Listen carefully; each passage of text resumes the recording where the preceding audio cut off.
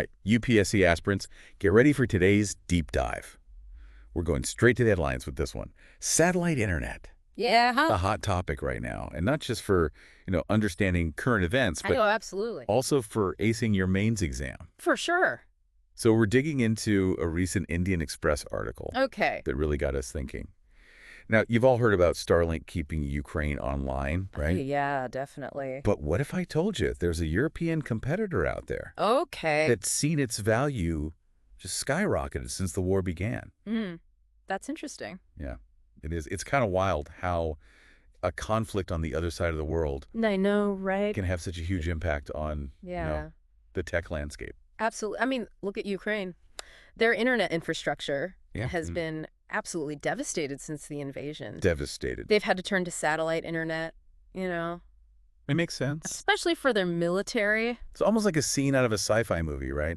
I was just thinking that. Troops out there coordinating attacks, sending intel, Right. all through a network of satellites. Wild. It is wild. So break it down for us. Sure. How does Starlink actually work?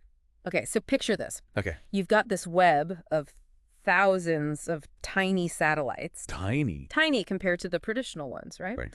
They're orbiting much closer to Earth. Much closer. We call this low Earth orbit, or LEO. Leo got it. And down here on the ground, you have these special dish antennas that connect directly to those satellites. Correct. Boom, instant communication. Instant bed? Even in a war zone. Wow. It's pretty amazing. That low latency must be so crucial Oh, yeah. for real-time stuff like drone control. Absolutely, especially in a situation like Ukraine's. Yeah, speaking of that, Starlink has been hailed as a game changer, hasn't it? Oh, for sure. It's been instrumental for Ukraine, Yeah. helping them resist jamming attempts, maintaining battlefield communications. There was even that whole controversy with Elon Musk limiting their use for drone control. Oh, yeah, I remember that.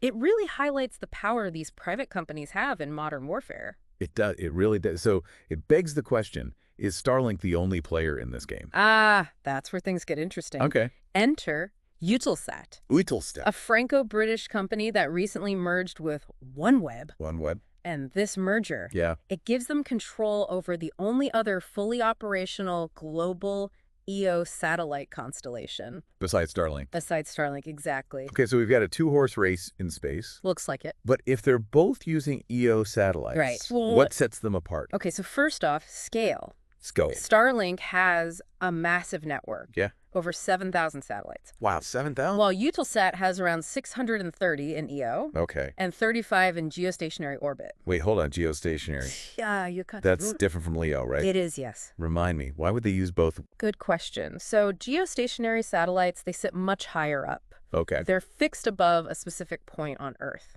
Okay. They're great for broadcasting and things that need constant wide coverage. Right. But the trade-off is they have higher latency. Ah, I see. LEO satellites, on the other hand, they zip around much faster closer to the ground, offering those super fast speeds, ideal for things where every millisecond counts. So for something like coordinating troop movements in Ukraine, Exactly. that low latency from Starlink is key. It's essential. But didn't Eutelsat claim to have comparable capabilities? They did, yeah. At least within Europe. Within Europe, yes. Yeah.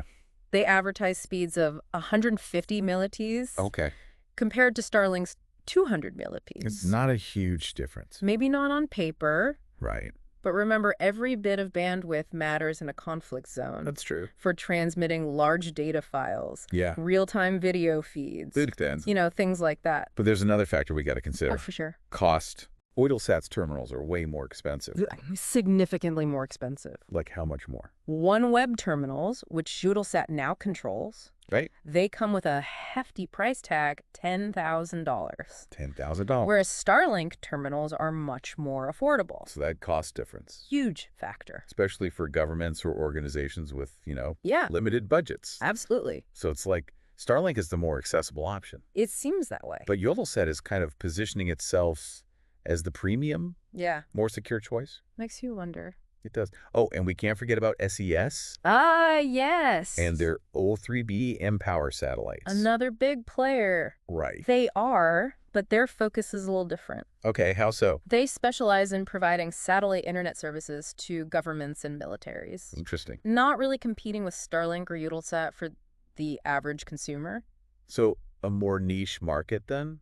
I would say so. Maybe for situations that require, Right. a really high level of security or There. specific features. Exactly. It's amazing how complex this whole landscape is. It really is. It's not just about, who has the most satellites or the fastest speeds. It's about the nuances. Exactly. It's about understanding how each system fits into the bigger picture.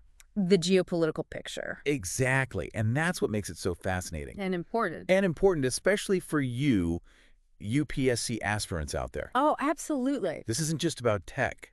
It's about power, Power, diplomacy, strategy. strategy. It's all In fact, connected. it all ties together. It does, and we've only just scratched the surface here. Yeah. It's a glimpse. So to really dig in, be sure to check out that Indian Express article we mentioned. It's a great resource for understanding this complex topic. It is. And don't forget to hit that like button, subscribe for more deep dives. Yeah. And let us know your thoughts in the comments. Yes. Let's hear what you think. What other implications of satellite internet are worth exploring? What are you curious about? Let's keep the conversation going. I'm ready when you are.